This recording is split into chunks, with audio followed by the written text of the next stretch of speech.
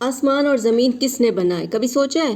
اللہ بتا رہے ہیں کہ الم ترو ان اللہ، کیا تم نے دیکھا کہ بے شک اللہ نے سخر لکم، لگا رکھا انسانوں تمہارے لیے، ما فی السماوات و ما فی الارض، جو کچھ آسمانوں میں ہے جو کچھ زمین میں ہے، سب تمہارے لیے کام پہ لگا دیا ہے۔ آسمان سے سورج، چاند، ستارے، بادل سب تمہارے کام پہ ہے، اور زمین میں سارے پیڑ پودے اور سارے جانور تمہارے لیے ہیں۔ وَأَسْبَغَ عَلَيْكُمْ نِعْمَهُ، ساری نعمتیں اللہ نے تمہارے لیے پوری کر دی، ظاہرا و باطنا، چاہے وہ کھلی ہوں چاہے چھپی ہوں۔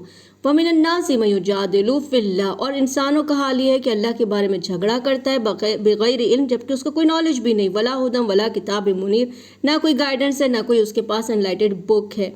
وَإِذَا قِيلَ، اور جب انسانوں سے کہو کہ فالو کرو اس چیز کو جو اللہ نے بھیجی ہے، تو کہتے ہیں کہ ہم تو اس راستے پہ چلیں گے جس پر ہم نے اپنے باپ دادا کو دیکھا۔ تو اللہ نے کہہ دیا چاہے تمہارے باپ دادا اس راستے پہ ہوں جس راستے پر شیطان ہے، اور الشیطان یدعوہم، شیطان ان کو پکارتا ہے غلیظ عذاب کی طرف، عذاب السعیر، جہنم کے عذاب کی طرف پکارتا ہے۔ وَمَن یُسلم، جو فرما برداری کرے گا، وجہہ الی اللہ، اپنے رخ کو اللہ کی طرف موڑ لے گا، اللہ کا فرما بردار ہوگا، اور شرط وہو محسن، اس نے اچھے کام کیے ہوں گے، تو یقیناً اس سم سے قبل عروۃ الوثقی، اس نے بہترین راستہ تھام رکھا ہے، اور اللہ ہی کی طرف تم سب کو لوٹنا ہے۔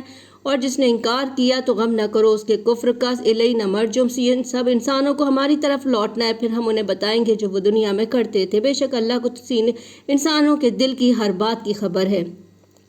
اللہ تعالیٰ کہتے ہیں کہ ہم انسانوں کو کچھ دن کا دنیا میں سامان دے رہے ہیں، پھر ہم ان کو عذاب الغلیظ، گندے عذاب کی طرف کھینچ لیں گے۔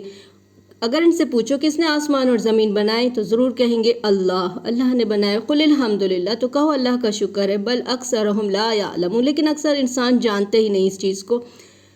للہ ما فی السماوات والارض، اللہ ہی کے لیے جو کچھ آسمانوں میں اور جو کچھ زمین میں، ان اللہ هو الغنی الحمید، بے شک